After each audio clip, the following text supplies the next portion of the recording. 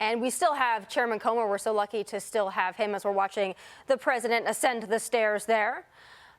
Chairman Comer, I'm sure that you were listening to that little impromptu discussion with reporters there in Florida with the president. He said a couple things, of course, that were of note, but he also brought in a Republican, saying that there could be a couple of Republicans that might be standing in the way of this effort, possibly hurting negotiations. What do you make of that?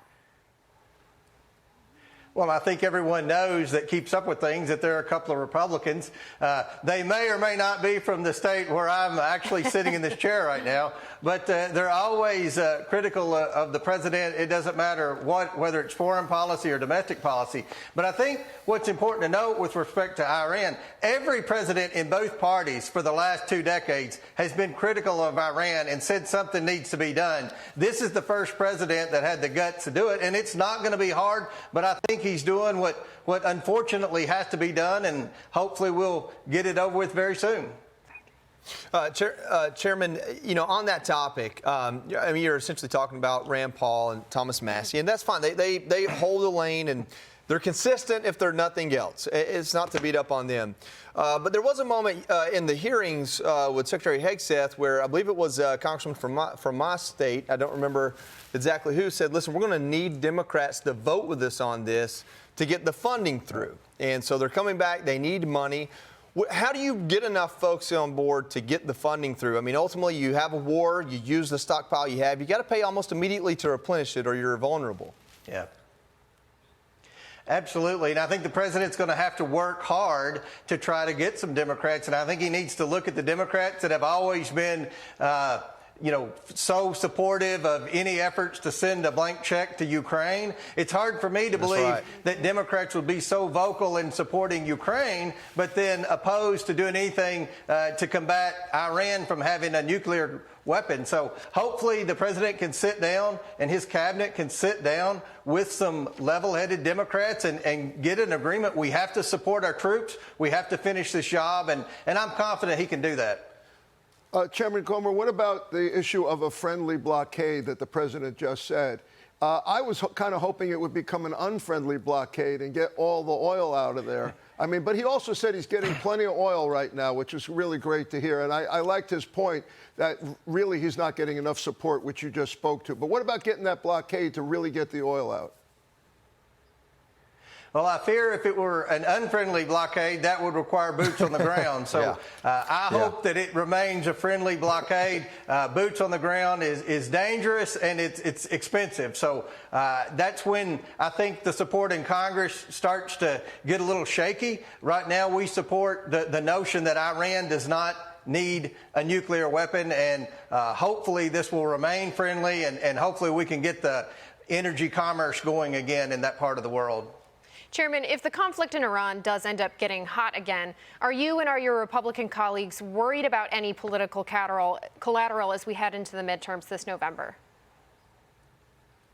Well, we're always worried about the well-being of our troops. We're worried about the price tag of this. None of us want to continue to spend money on endless wars and things like that. But at the end of the day, I think that the key is negotiations. I think the president has been doing that in good faith. Iran has a history of not keeping their word on anything. So this is a very tricky subject. This is a very difficult international negotiation. But hopefully the president's got the right team in place. And as long as things are going like they are, I think the support will be there. We will need some Democrat support to continue the funding to finish the deal. But I think the president, again, is going to not only have to sit down with Democrats, but Republicans as well and say, this is the plan. And hopefully the members of Congress that he talks to, that he negotiates with, will keep that plan to themselves and not run to the media to where the people in Iran hiding in a bunker can see what the plan is.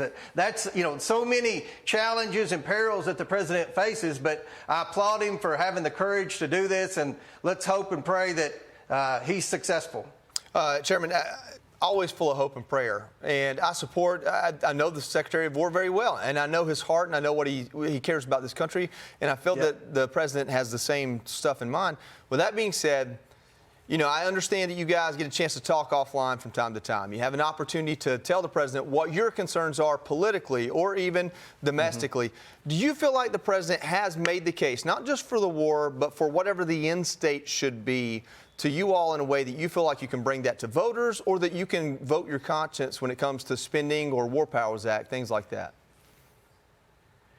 I think he made the case in the beginning. I think as this lingers on, he's going to have to come back and continue to build on that case, because this has already lasted longer than what we had hoped it would last. Sure.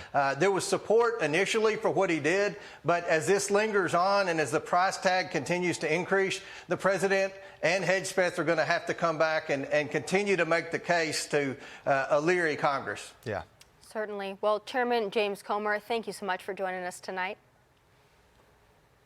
Thank you. Joey, always good to have the chairman there. We do a lot of these interviews, and we've done them since, of course, the start of this war or excursion, however you want to look at it. And it's interesting to see the change in tone from some of the Republicans that were very gung-ho initially. But as the weeks go on, you can tell that their support, or at least their vocal support, is tapering a little bit. What do you make of that? I think it's honest. I do. I think it's honest. I think it's truly where they are. I think you saw in the chairman's reaction there, and I wasn't trying to put him on the spot necessarily, but I mean, what he essentially said was 4 weeks ago, I felt a little bit differently. Now, I want to know that there's an end in sight. I mean, Secretary Hegseth said in his hearings, I fought that 20-year war. We don't want to be involved in endless war. And I know that we're only 60 days into it, but we live in a 24-hour news cycle. Everything feels like it lasts forever. And I think that they feel that pressure the same. Well, Kaylee, I think not just the news cycle, but just the gas prices. It is a bit shocking when you go to fill up your gas tank. And, you know, for the president's part, he's been very transparent about it. He said, listen, I actually thought they were going to be higher, and they're going to be high for a while.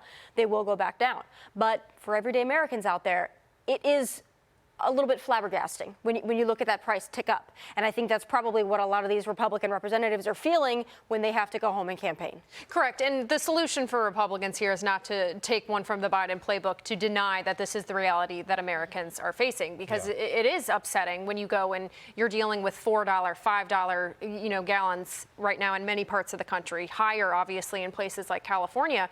But look, I got to say, I share many of those concerns. I'm still a plan truster, and I think it's because on many of these foreign policy decisions, President Trump has been vindicated. You look at even the excursion that we had in Venezuela, the Maduro arrest. Just this past week, we found out that as a result of that, more than 700 political prisoners have been released in Venezuela. The oil is flowing. That's only going to benefit the United States economy. And we just took our first commercial flight to Venezuela for the first time in 7 years. So you can't say that that was not a net benefit to the United States. And I am certainly hoping that if we, a few years from now, we're able to look back and say the exact same thing about Iran. I want to say one point about Iran that hasn't come up. I thought his answer on my question about friendly blockade was really interesting, and I think Joey predicted it, because Joey just made the point. We've reached a limit where he's losing support. The president's losing support. I thought he was joking with the term friendly blockade, but he wasn't, because that's the military line in the sand right now. But I'm also still worried about the tentacles of the octopus, which is Hezbollah and Hamas. And this is a really unusual situation, because it isn't like a nation state here. It's a beast with tentacles that are spreading all over the Middle East and the world. Yeah, going to be hard to tackle that. Maybe they won't have as much money to spend on that, though. That's good. I hear their economy isn't doing so well. That's good. So, again, this might be a slow squeeze, and nobody likes to hear that, but unfortunately, we bring you the reality, not the ideal. Be sure to like and subscribe for all the Fox News latest on YouTube, and catch full shows streaming now on Fox One.